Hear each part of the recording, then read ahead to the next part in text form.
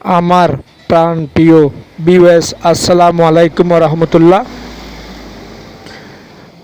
আজকে আপনাদের সাথে শর্টকাট কিছু কথা বলবো।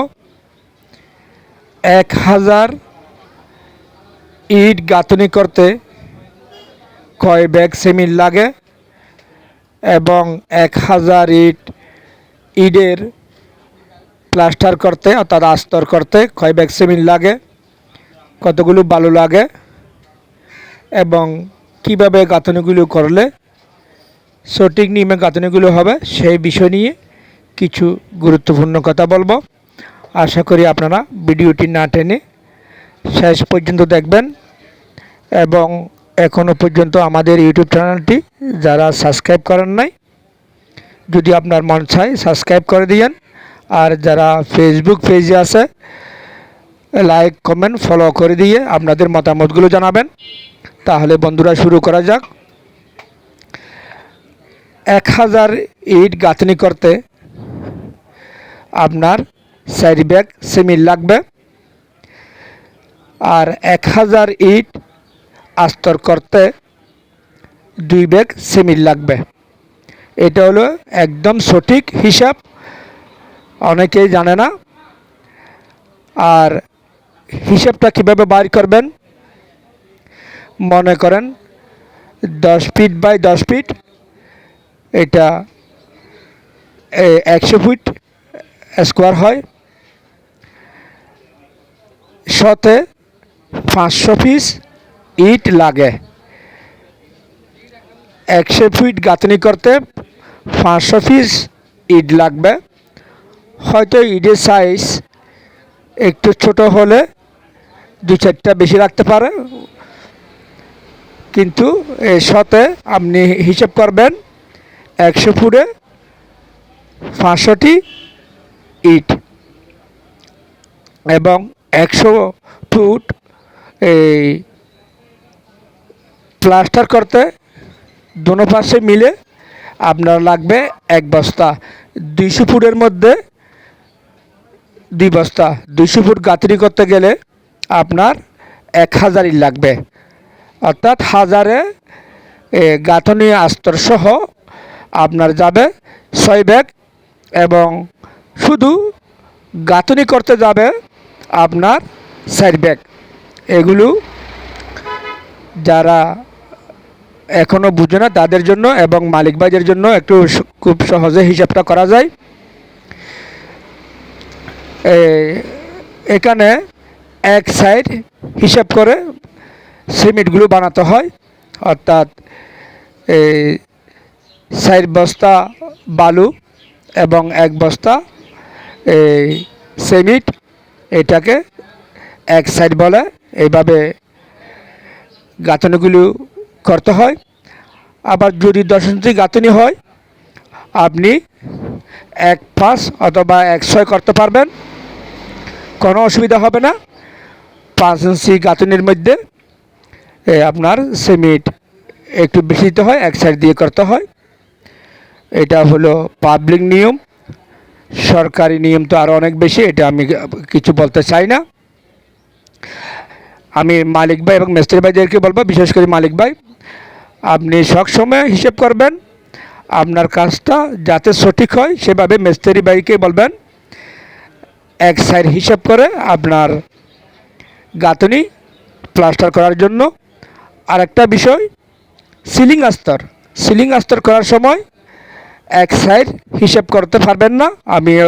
আপনি ওখানে হিসাব করবেন 3 ব্যাগ বালু 1 ব্যাগ সিমেন্ট, 1-3 হিসাব দিয়ে করতে হয়। কারণ সিলিং আস্তর একটু এই উপরে লাগাতে হয়, এগুলো টিকে না, জ্বরে যায়, এই জন্য একটু খরা করে লাগাতে হয়, সিমেন্ট একটু বেশি করে দিতে হয়। আর এখন বর্তমান যুগে সব জায়গায় লবণাক্ত বালিশ, কংকর, ইটা, এগুলো লবণাক্ত। পারলে লবণাক্ত সিমেন্ট ব্যবহার করবেন এবং তা না হলে কেমিক্যাল ব্যবহার করবেন, কাজ ভালো হবে। যদি আপনি জানেন আপনার বালিগুলো 100 ঠিক আছে, কোনো লবণ নাই, আপনার ইটগুলো 100 ঠিক আছে, কোনো লবণাক্ত নেই, তাহলে কোনো কেমিক্যাল ব্যবহার করতে হবে না। সাধারণত নর্মাল সিমেন্ট দিয়ে আপনি আপনার বাড়ির কাজগুলো করতে পারবেন। কারণ আমি এই জন্য বললাম, বর্তমানে সাগরের সমুদ্র থেকে বালু তোলা হচ্ছে, ডেজার্টের বালু, এগুলো বেশিরভাগ জায়গায় ব্যবহার হচ্ছে। তাই হয়তো কেমিক্যালযুক্ত সিমেন্ট ব্যবহার করবেন, নয়তো কেমিক্যাল ব্যবহার করবেন। কারণ আপনি আপনার বাড়িটা কোটি কোটি টাকা খরচা করে বাড়িটা করতেছেন, যাতে সেই বাড়িটা সঠিক নিয়ম হয়।